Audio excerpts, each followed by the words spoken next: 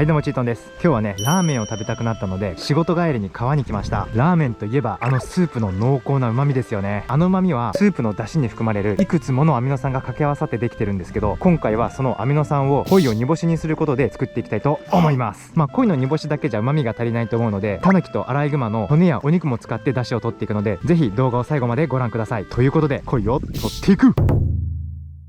ちなみに夜の川に来たのには理由が2つあって、1つは有給を取りすぎてしまったということと、もう1つは夜の鯉は寝てる可能性が高いからです。日中の鯉はね餌を探して動き回ってるんですけど、夜の鯉は活性が落ちて運が良ければ眠ってる場合があります。あ、いた、あそこにいます。鯉はウェーバー器官といって音や振動に敏感な器官を持っているので慎重に近づきましょう。これ寝てますね。千載一遇のチャンスです。おお、あれ、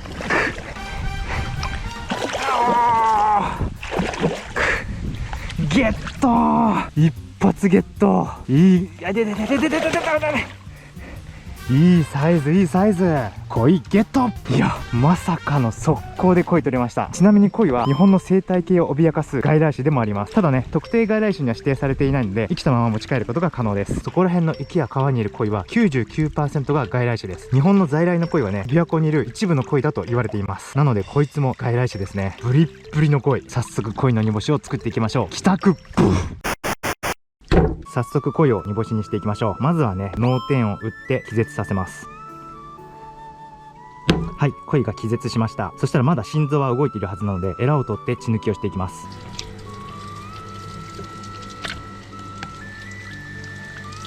鯉のエラが取れて血抜きが終わりました。早速煮干しを作っていくんですけど、煮干しといえばイワシの煮干しですよね。今回ねそれをこの鯉でやっていこうと思ってたんですが、イワシに比べて鯉がこんなに分厚いので、煮て干すと中の水分がなかなか抜けなくて最悪腐ってしまうんじゃないかなと思ったので、焼き干しにしたいと思います。焼き干しっていうのは煮て干すんではなくて焼いて干したものです。焼いて干す場合煮る工程がないので旨味が抜けにくいとも言われています。なんでね、旨味たっぷりのラーメンを作るには焼き干しの方がいいかなと思ったんで、そうしてみたいと思います。で、今回めちゃくちゃうまいラーメンを作るにあたって、とにかくアミノ酸を増やしたいので、この鯉そのまま焼き干しにするのではなくて、一旦一夜干しにしてから焼きたいと思います。一夜干しにすることで筋肉中に含まれる酵素がタンパク質を分解してより多くのアミノ酸を作ってくれるので、一夜干しにした上で焼いて、そして干していきたいと思います。ということで、生臭みのないすっきりとした美味しいスープにしたいので、鱗を剥いでぬめりをしっかりと取っていきたいと思います。鯉の鱗はね、指で簡単に剥げるぐらい柔らかいです。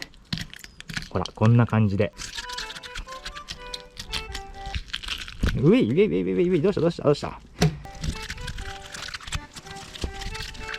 ちなみに鯉の鱗はね、柔らかくて素揚げにするとポテトチップスみたいに食べることができます。鯉は捨てるところがないと言われてるゆえんですね。鱗が取り終わりました。そしたら次にお酢でぬめりを取っていきます。お酢をかけることによってぬめりが白く固まって取れやすくなります。ほら、もう白くなってます。これをこするとぬめりが取れていきます。まずはね、お酢にしっかり浸してぬめりを固形化していきます。この鯉60センチちょっとあるので鍋に入らないですね。めちゃくちゃでかい。完全に生臭さがなくなることですっきりとした味わいのスープになるはずです。お酢でぬめりがだいぶ取れました。そしたら次に塩で完全にぬめりを取っていきます。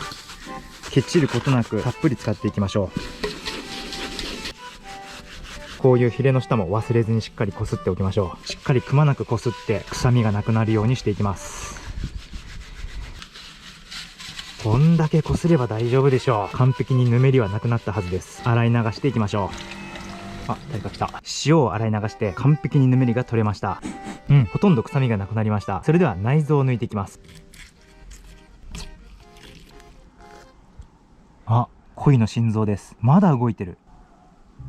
心臓は脳からの指令で動かずに自分自身で信号を出して動いているので、死んだ後もねこのように動き続けることができます。ってことはしっかりね血抜きもできていると思います。内臓が抜けたので一夜干しの準備をしていきます。一夜干しをするときは10から 15% の塩をお水に溶かします。今回は 15%、10リットルの水に 1.5 キロの塩を入れます。10キロのお水に 1.5 キロの塩を入れると 15% 弱の塩水になってしまうんですけど、 10% から 15% の間なんで全く問題はありません。ここにぬめりを取って内臓も取った鯉を漬け込みます。お腹の中にもねしっかり塩水が入るようにしましょう。鯉でけえな。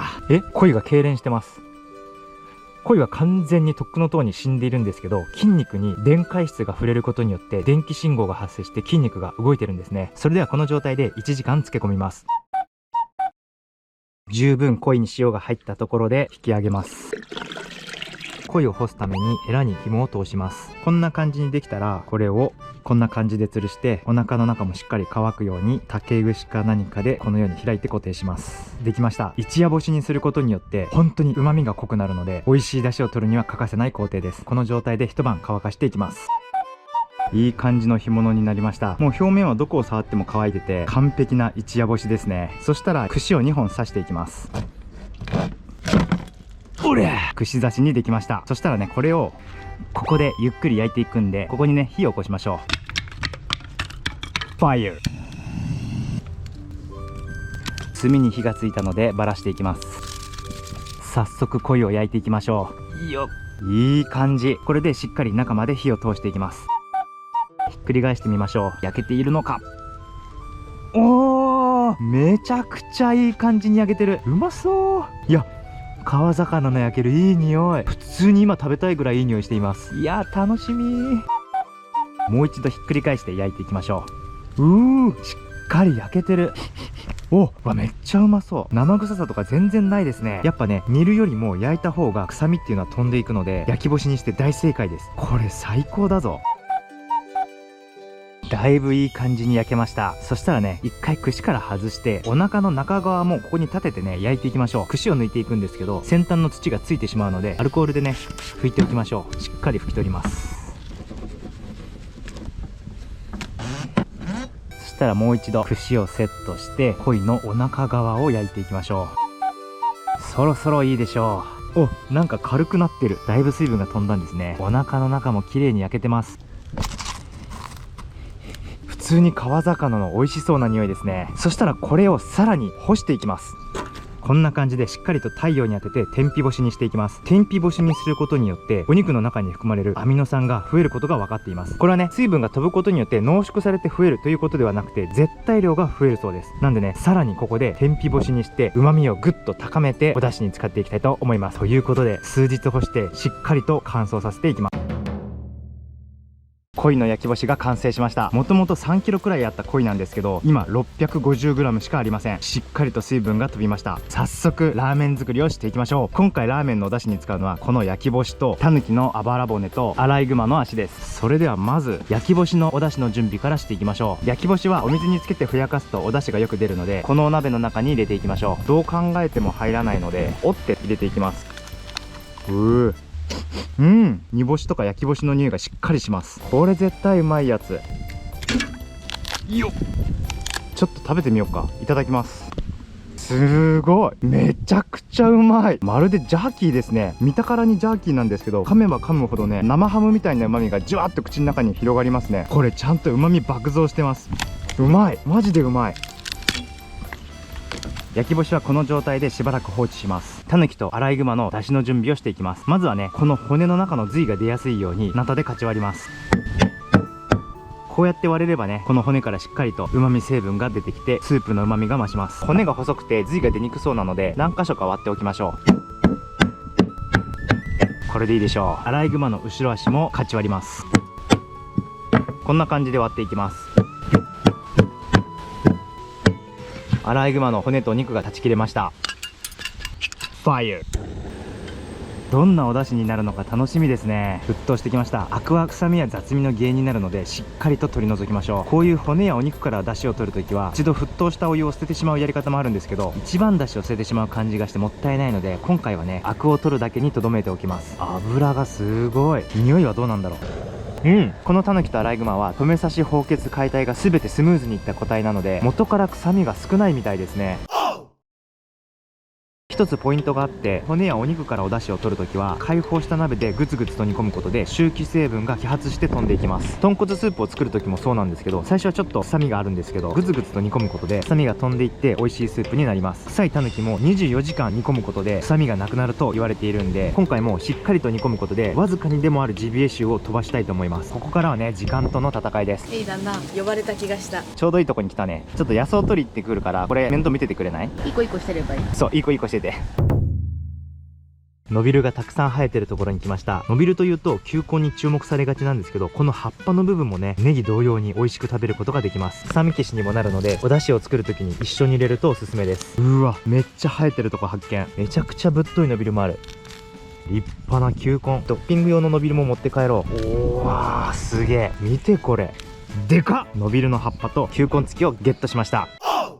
先にこれは入れちゃいましょう。こんな感じでざく切りにして、タヌキとアライグマスープに入れていきましょう。たっぷり。これはいい臭み消しになりそうです。うわ、いい匂い。引き続き火の番お願いします。はいよ。あ、ギシギシがありました。ちょうどいい頃合いですね。ギシギシのこの新芽、ぬるぬるして折りにくいので、ハサミか何かで切った方がいいです。ギシギシの新芽ってネバネバするんですよ。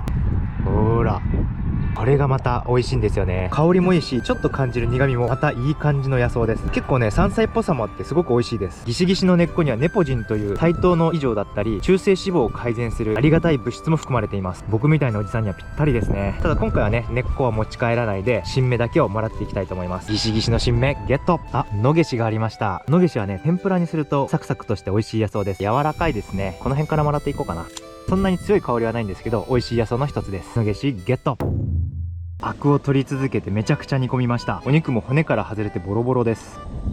お、骨の髄もしっかり出てます。旨味の詰まったスープに仕上がってそうですね。変な臭みもなくていい感じ。そしたらこれをこしていきます。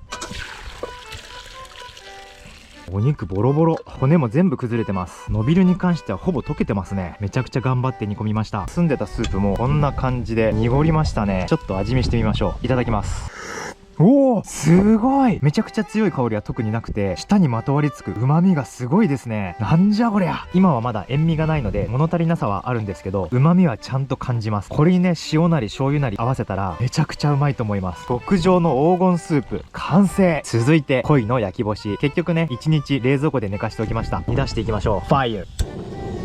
沸騰してきました。焼き干しの方もね、アクはしっかり取っておきましょう。すごいいい香りする。醤油入ってないのに醤油のような奥深い香りがします。いや、これ鯉のラーメンだけでもうまいぞ。でもね、今回はタヌキとアライグマのスープも混ぜて食べていきたいと思います。楽しみ。沸騰してアクも取ったんで、中火にして30分ほど煮込んでいきます。鯉の焼き干しのお出汁が取れました。香りはめちゃくちゃいいです。いただきます。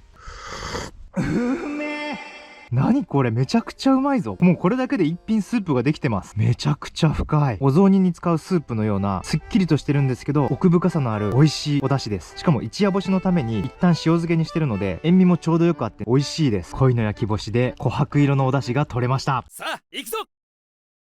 今回醤油ラーメンにしていくんですけど、タレは出汁を生かすために単純にお醤油 150cc、 日本酒 50cc、 本みりん 50cc です。ファイヤー。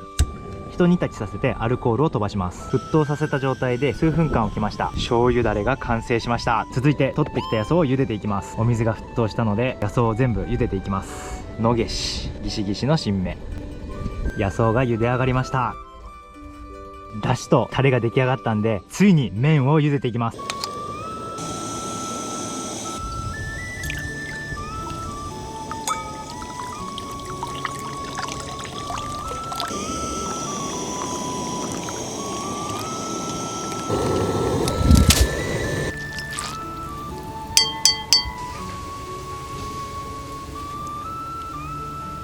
完成。